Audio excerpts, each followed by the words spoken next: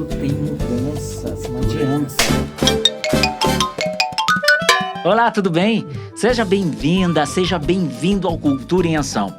Esse é um programa com 12 episódios que irá navegar nas mais diversas linguagens artísticas, além de conhecer um pouco da história e da carreira dos nossos convidados. Para esse programa de estreia, tenho a alegria de conversar com o ator, palhaço e coordenador do Escritório Estadual do Ministério da Cultura em São Paulo, Alessandro Azevedo. Entre muitos assuntos que irei tratar com Alessandro, hoje falaremos sobre o panorama da produção cultural em São Paulo, contexto atual e desafios para o setor.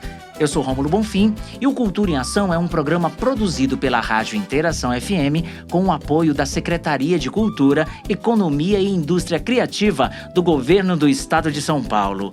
O Cultura em Ação está no ar. Alessandro, querido, muito obrigado por topar vir aqui no Cultura em Ação e conversar com a gente, hein? Eu que te agradeço, porque imagina participar do primeiro episódio de um programa que o nome já é muito bom, né? Cultura em Ação.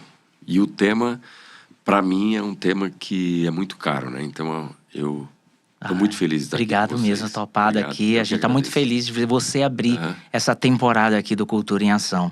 Eu gosto, né, de começar essa conversa aqui, primeiro conhecendo um pouquinho de como você começou, assim, a sua carreira, como é que você sentiu, assim, que tinha potencial para ser um artista, para ser um palhaço, como é que foi isso? Eu tenho que voltar aos primórdios, né? Lá na minha cidade. Eu não sou de São Paulo, eu sou paraibano. Sou de uma cidade chamada Puxinanã, que é uma cidade muito pequena, de pouquíssimos habitantes. Na época, eu acho que ainda deve ter um pouco disso aí. 5 mil habitantes a cidade, aí o município como um todo deve ter uns 15 mil habitantes, né? Então, é uma cidade pequena.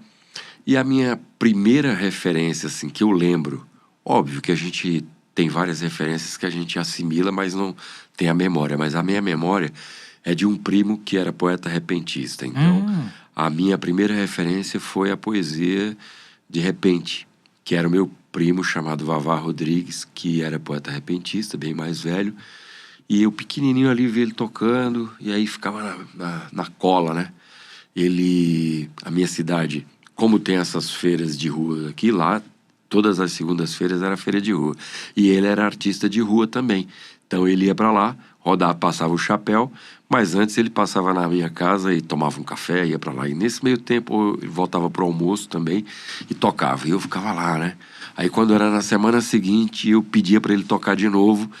E ele falava, meu, como é que esse menino desse tamanho lembra dessas músicas e tal? E eu tava lá pedindo para ele. Então eu fui crescendo com aquela referência de arte, né? A arte da improvisação. E a atriz Lélia Abramo foi que mudou a minha vida, né? Ela me viu em cena e ela esperou acabar a peça. O nome da peça era A Última Estação, chamava.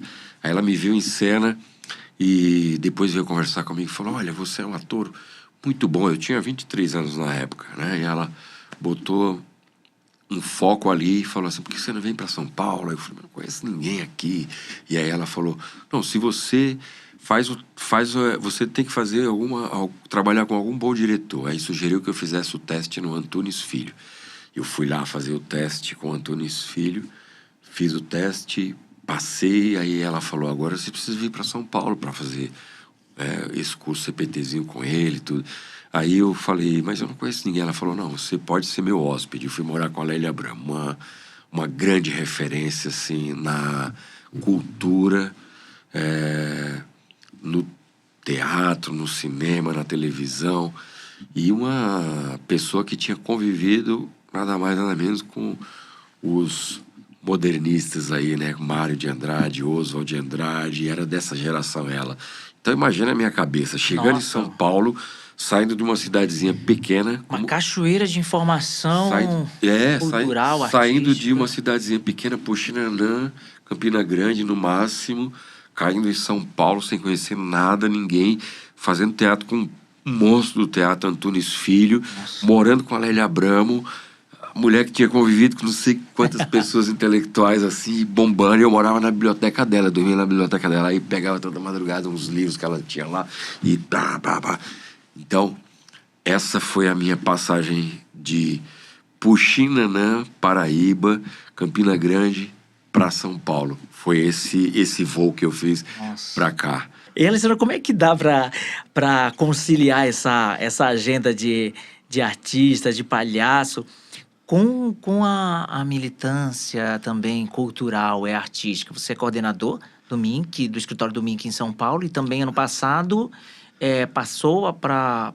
o que é lá do PT? Secretaria Estadual de Cultura Estadual do PT. Como é que você administra isso? Isso é muito curioso, porque assim, as pessoas acham que eu iniciei... Talvez sim, né? Eu acho que as coisas são tão embrincadas, assim. Quando eu tinha 18 anos, lá na Paraíba, eu concorri a primeira vez ao cargo de vereador. Uhum. Na época até era o partido PMDB, que na época era um partido mais à esquerda, naquela época, 89. E eu fui candidato e perdi por 4 votos como vereador. Um vereador jovem, mais jovem vereador lá na cidade. Primeiro suplente. Você não procurou quem são os 4 que não votaram em mim? Nossa, esses imagina, 4 aqui na cidade. Na época não era voto em urna eletrônica, né? Aquele voto escrito que você escrevia. Então, o meu número era 15.604, poderia ser confundido por um 15.607, por exemplo. Sei. Então, tinha essas coisas. Então, era muito preciso naquela época ficar os caras que ficavam acompanhando a votação final. E eu... Marinheiro de primeira viagem, nem acompanhei, deixei passar, acompanhei. E a gente sabe como era, né? Antes da urna Não, isso aqui é um 7, não é um 4, aí passava, né?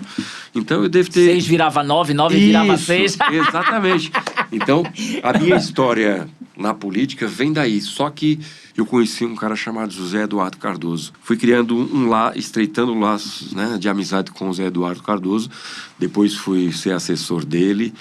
Aí comecei com essa assessoria parlamentar com ele, Zé Eduardo Cardoso. Depois fui assessor parlamentar do Vicente Cândido, que foi um cara que criou o fomento ao teatro na cidade de São Paulo. Depois ele tentou criar o Fundo Estadual de Arte e Cultura, mas o desdobramento disso foi a criação do PROAC, né? Enfim...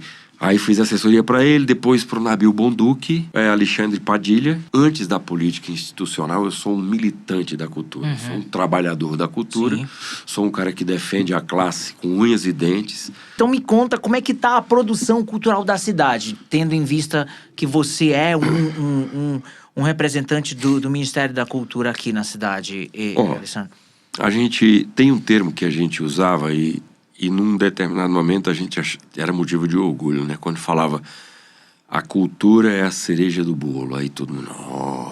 Só que eu acho que talvez ironia do destino, tudo, a gente foi percebendo que ser a cereja do bolo não é grande coisa, porque é a primeira coisa que se come quando pega... Se come, que some do bolo, né? Ou tira ela, Ou tira ela, né? Tira ali a cereja, tira a cereja do bolo. Eu acho que tem um processo de maturidade lá com o movimento que teve aqui em São Paulo, Arte contra a Barbárie, o Vicente Cândido também, um parlamentar de muita experiência, que eu acho que ele conseguiu ensinar para os trabalhadores e trabalhadoras da cultura a importância de você atuar no legislativo. Porque o que se fazia? As pessoas, né, iam no executivo, na prefeitura, no governo do estado, e falavam assim, nós queremos grana para isso aqui. Só que quem conhece da máquina pública sabe que o orçamento da cidade, do governo, da União, é sempre aprovado no ano anterior. Então, o que não está previsto na LOA, na Lei Orçamentária Anual, você não consegue depois... tem um percentual de remanejamento, que o gabinete consegue remanejar. Mas para você garantir política pública, para ter continuidade, você precisa pensar nisso aí, né? Então, hoje, com todas essas conquistas, essa derrubada, tudo, a gente, né? E aí eu falo a gente porque eu ainda me considero um militante, um trabalhador da cultura, percebe que a gente precisa construir sistemas mais fortes. Então, por exemplo, por que da importância do Sistema Nacional de Cultura, a implementação de fato do Sistema Nacional de Cultura, o que muda com essas leis que começa a ter mais recursos para a cultura, né, e distribuída de forma descentralizada, porque o que está previsto, óbvio, que como essa lei não foi aprovada por essa gestão agora, é uma lei que foi aprovada e numa situação em que o governo de plantão não era um governo que tinha interesse em ter a cultura no lugar de destaque, então, tanto que para ela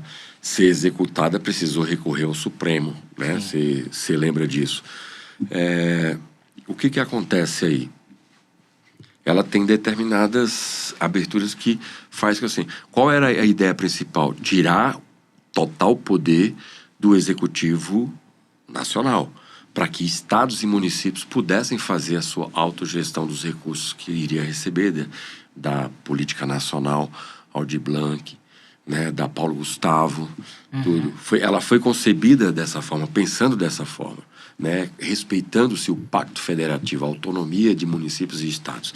Isso é bom por um lado, e às vezes também o Ministério da Cultura não pode dizer, olha, o seu estado e o seu município você precisa fazer dessa forma. Então, tem muitas brechas aí que quem quer fazer uso indevido, assim, desvirtuar um pouco o conceito principal, os princípios fundamentais da lei, consegue fazer. Mas a realidade é que hoje a gente tem mais recursos na área da cultura. E é aí que eu falo da diferença de ser a cereja do bolo e de fazer parte da fatia do bolo, em termos orçamentários. Nós temos dados e que foram apresentados no ano passado, uma pesquisa que o Ministério encomendou para a Fundação Getúlio Vargas, para a Lei Rouanet. Óbvio que depois vai ser encomendado, talvez aí para ver o impacto desses recursos da PNAB. Mas foi o impacto da Rouanet. De cada R$1 investido pela Lei Rouanet, era devolvido 7,59 centavos. Quase 7 vezes de devolução. Isso aí é algo que nenhum outro setor consegue isso. A cultura se mostra como uma área que consegue ter esse volume de recurso devolvido, né, de investimento. Então, a gente consegue ter claramente a noção de que cultura não é gasto, cultura é investimento. É investimento. São mais de 228 mil postos de trabalho diretos criados. Chega em mais de quase 90 milhões de brasileiros e brasileiras as ações que são patrocinadas pela Rouanet. Fora os indiretos, né? Isso a gente está falando da economia formal, porque na cultura, assim como em outras áreas, tem a economia informal, né? Que se vê costureira, o pessoal do transporte. Exatamente. Né? Então, assim, é uma cadeia, né? É uma cadeia. Encontrar o Alessandro, como é que a gente faz? Redes? Eu tenho Instagram, né? O cara, né? Nossa, que moderno, né? Eu devia ter TikTok lá no TikTok. Não é o Charles já deve ter TikTok também. Deve ter, né? Mas Alessandro Azevedo SP. Certo. Alessandro Azevedo SP. E pra companhia, pro Sarau do Charles, alguma rede específica? Tem Sarau do Charles, né? Tipo, que é o Instagram. Isso, Instagram, Sarau do Charles. E pra coordenadoria do MINC, alguma rede, e pra secretaria também do PT, que você faz parte agora? Não, essas não, porque essa porque é tudo fica centralizado em Brasília, a comunicação é de Brasília para os escritórios, e da secretaria tem lá a página do PT estadual, né? E do MINC é procurar por Ministério da Cultura. Isso, Ministério da Cultura, que é a página nacional. Nacional, né? Nacional. Cara, eu tô sentindo... que maravilha. Cultura em ação.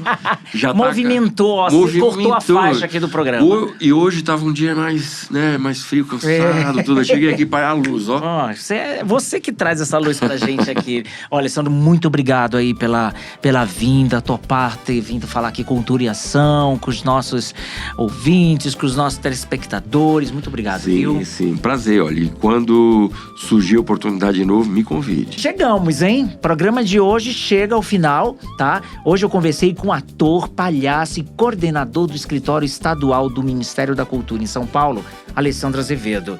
No próximo episódio, nós vamos falar sobre processos criativos, o fazer artístico, como os artistas desenvolvem suas criações. Essas e outras entrevistas você acompanha nas redes sociais da Rádio Interação FM, tanto no Instagram quanto no Facebook. Muito obrigado pela sua audiência e até a próxima.